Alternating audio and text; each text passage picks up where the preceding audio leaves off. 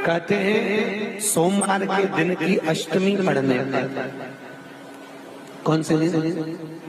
सोमवार के दिन कौन सी तिथि? जम के बोलो अष्टमी।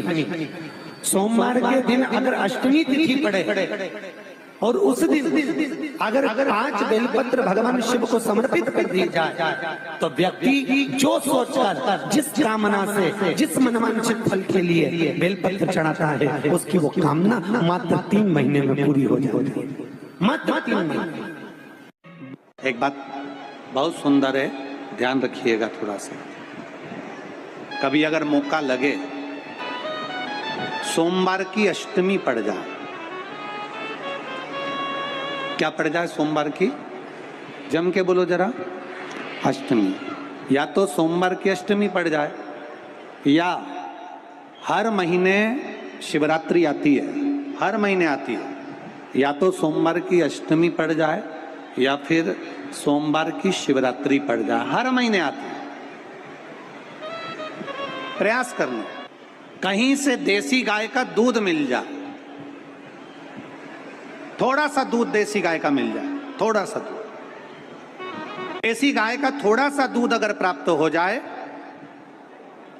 बेलपत्री के पत्ते से दूध कटोरी में लेकर, मात्र बेलपत्री के पत्रे से एक एक बूंद अगर दूध, आप एक बूंद अगर ज्यादा ना मिला हो, 1 चम्मच भी अगर आपको दूध देसी गाय का मिल गया हो और सोमवार की अष्टमी पड़ जाए या सोमवार की, जम के बोलो, शिवरात्रि पड़ जाए, उसमें केवल अगर देसी गाय का दूध मिल जाए, जर्सी गाय का नहीं हो, देसी गाय का अगर दूध मिल जाए, बेलपत्री के पत्ते से, तुम्हारे घर के अंदर अगर शिवलिंग है या मंदिर में शिवलिंग है या तुम्हारे नजदीक में कोई शिवलिंग है, उस पर बूंद बूंद, एक एक बूंद अगर शिवलिंग पर दूध समर्पित कर रहे हो, श्री शिवाय नमस्तुभ्यम, नमः शिवाय, या षडाक्षर मंत्र ओम नमः शिवाय, या 33 अक्षर का मंत्र महामृत्युंजय मंत्र, इसका स्मरण कर कर शिव जी पर देसी गाय का दूध समर्पित कर कर इस बेलपत्री को अशोक सुंदरी वाली जगह पर अगर आप समर्पित कर देते हैं, फिर आप जिस भी चीज के लिए अप्लाई करें, मेरा देवाधिदेव महादेव आपका हाथ पकड़कर खींचकर आगे बढ़ा ही दे। मेहनत करना, कर्म पूरा करना, पढ़ाई अच्छी करना, और पढ़ाई के साथ में विद्या अध्ययन करने के साथ में अच्छी मेहनत के साथ में देसी गाय का दूध भगवान शंकर को समर्पित करना, भगवान शंकर को समर्पित करना, देसी गाय का दूध धीरे धीरे धीरे धीरे समर्पित करना, भावों के साथ आप समर्पित करें। देसी गाय का दूध एक एक बूंद समर्पित करें, धीरे धीरे समर्पित करें। और देसी गाय का दूध जब धीरे धीरे समर्पित करें, बड़े रास्ते से, आनंद से धीरे धीरे जब आप समर्पित करेंगे, बेलपत्री वही दूध में सनी हुई बेलपत्र अशोक सुंदरी वाली जगह पर, उस समय पर डंडी का भाग शिवलिंग की ओर नहीं होना चाहिए, उस समय पर डंडी का भाग जहाँ से पानी बहकर जाता है अशोक सुंदरी की ओर से, वहाँ पर होना चाहिए। कार्य में सफलता मिलती ही है। शिव तत्व को धारण। सोमवार की अष्टमी का मतलब आपको इंदौर की कथा में बताया था, जिस दिन शंकर और पार्वती के मिलन का दिवस हो, और केवल एक माता पार्वती के अकेले मिलन का नहीं, 64 योगनिया तक भगवान शंकर से मिलने के लिए आती है। पीला चंदन लगा लेना। कितना लगाना है? बीच वाला जो पत्ता है उस पर पीला चंदन। जब आपको लगे कि मेरा जीवन बहुत कष्टमय है, अब ये रोग, अब ये कष्ट दूर ही नहीं हो रहा, अब ये आए दिन तकलीफ पर तकलीफ बढ़ती जा रही है, आए दिन रोग, बीमारी, पैसा घर में बच नहीं रहा, बहुत कष्टमय जीवन है, इसमें लगाओ पीला चंदन बेलपत्री की बीज पत्ती महाराज। और बीज पत्ती पर जब चंदन लग जाए, लगने के बाद में ये दोनों पत्ती पर लाल चंदन लगा लीजिए। इन दोनों पत्ती के बीच में जो डंडी का भाग होता है, आपको कहा था, आपको स्मरण में होगा शायद, हमने जब बेलपत्री की महत्वता बताई थी तो उस बेलपत्री की महत्वता में कहा था ब्रह्मा विष्णु महेश ये 3 हैं, बोला था।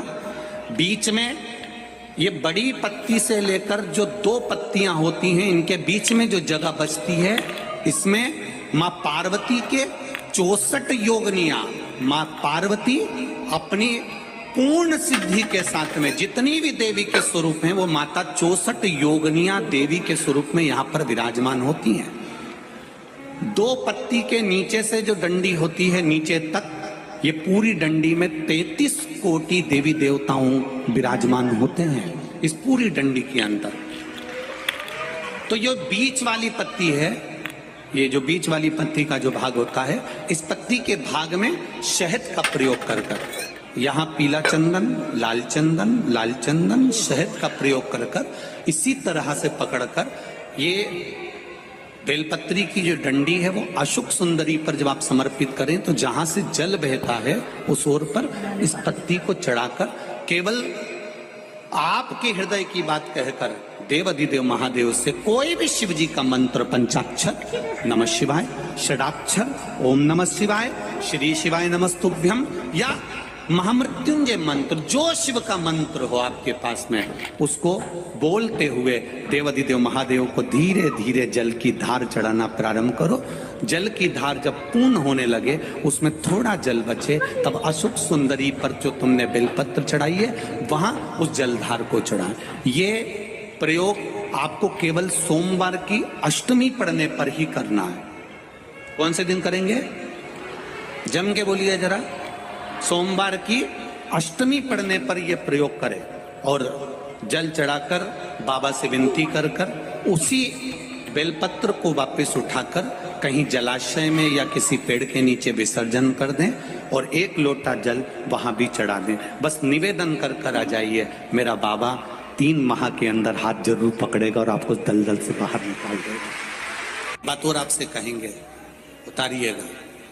जिसके शरीर में सफेद चमड़ी पड़ने लगती है, चर्म रोग हो जाता है, या चेहरे पर आंख के पास में पूरा कालापन आ जाता है, उसको हमेशा याद रखना है, लाल चंदन का लेपन पीपल के पत्ते पर करिए। काय पर करना है? पीपल के पत्ते पर लाल चंदन का लेपन करिए। लेपन कर सोमवार की अष्टमी के दिन उसको लेपन कर वापस निकाल कर शंकर भगवान पर उसका धीरे धीरे त्रिपुंड बनाकर लेपन करना प्रारंभ करिए।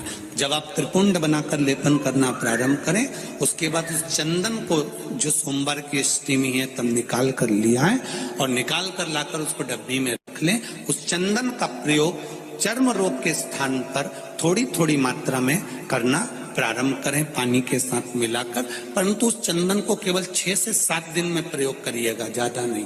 धीरे धीरे चमड़ी, परंतु उसको सोमवार की अष्टमी के दिन सिद्ध कर बनाना है। उसको सोमवार की अष्टमी के दिन चढ़ाना है श्री शिवाय नमस्तुभ्यम या ओम नमः शिवाय या पंचाक्षर मंत्र या महामृत्युंजय मंत्र, जो आपको आता हो, शिव जी का जो नाम आपको याद हो उसको बोलकर चढ़ा, उसको लिया, फिर उसको अपने शरीर पर लगाना प्रारंभ करो। उसका फल आपको 15 दिन के अंदर धीरे धीरे प्राप्त होना प्रारंभ।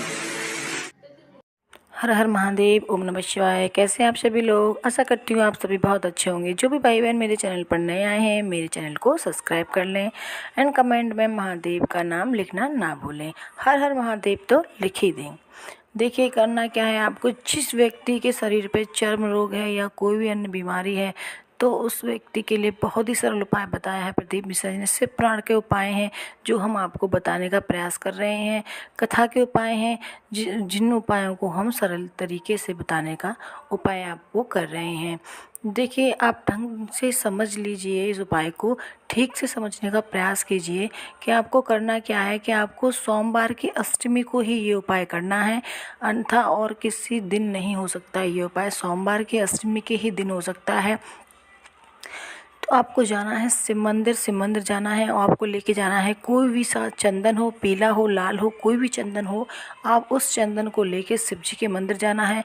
उस चंदन से शिव जी का आपको लेपन करना है। लेपन करते वक्त मंत्र का जाप अवश्य करें। कोई भी मंत्र आपको आता हो शिव जी का, उस एक मंत्र को आप जपते रहें, लेपन करते रहें। कम से कम 108 बार तो आप इस मंत्र का जाप कर ही लें। जाप करने के बाद जब आपके 108 बार जाप हो जाएंगे तो उस लेपन जो लेपन कर रहे हैं शिव जी पे, उस लेपन को एक डिब्बी में भर लें। डिब्बी में भर लेंगे तो आपको आना है घर पर। घर पर जिस व्यक्ति को परेशानी है, चर्म रोग है या शरीर की अन्य कोई बीमारी है, उस पे आपको लेपन करना है। ये लेपन मात्र आपको 7 या 8 दिन तक करना है। जल्दी से जल्दी वो मतलब जो लेप है वो ख़त्म करना है, ज़्यादा दिन तक नहीं रखना है आपको। शिव जी ने जो शक्ति है इसकी वो ज़्यादा दिन तक नहीं रहती हैं, ख़राब हो जाता है ज़्यादा दिन तक रखा हुआ। तो जितनी भी डिब्बी में जो आपने लेपन भरा था, उस लेपन को 7 या 8 दिन तक भरे आप उसको लगा दीजिए। देखिए, आप इस लेपन को आप लगा देते हैं तो वो व्यक्ति जल्दी से जल्दी सही हो जाएगा। 15 दिन के अंदर वो व्यक्ति बिल्कुल ठीक हो जाएगा। अगर थोड़ा बहुत भी रह जाता है उसके शरीर पर चर्म रोग, तो फिर से आप इस उपाय को कर सकते हैं और सोमवार के अष्टमी के दिन ही कर सकते हैं। वो व्यक्ति बिल्कुल अवश्य ही सही होगा। शिव पुराण के उपाय ही बताने का हम प्रयास कर रहे हैं आपको सरल तरीके से। पंडित प्रदीप मिश्रा जी ने कथा में बता ही दिया है। आप इन उपायों को सुनने का प्रयास कीजिएगा, फिर इन उपायों को करना। एक बार प्रैक्टिकल करके अवश्य देखना, ताकि आपके जो भी रोग हैं शरीर के वो बिल्कुल सही हो जाए। हमारी वीडियो देखने के लिए धन्यवाद। जो भी हमारे वीडियो को देखते हैं कमेंट में अवश्य हर हर महादेव अवश्य लिख दीजिए। आप पर महादेव की कृपा बनी रहेगी, आपकी हर मनोकामना पूर्ण होगी। जो भी आपकी इच्छा है सारी मनोकामना पूर्ण हो जाएंगी। नौकरी हो, व्यापार हो, धन की हानि हो, सब आपके दुख दर्द दूर करेंगे भोलेनाथ। आपकी सारी रक्षा करेंगे भोलेनाथ। आप उनकी कथा सुनिए, उनके उपाय कीजिए। हमारे वीडियो देखने के लिए चैनल को सब्सक्राइब अवश्य कर लेना, ताकि ऐसे ही वीडियो की जानकारी आपको मिलती रहे, आपके सारे दुख दर्द दूर होते रहें। हर हर महादेव। ओम नमः शिवाय।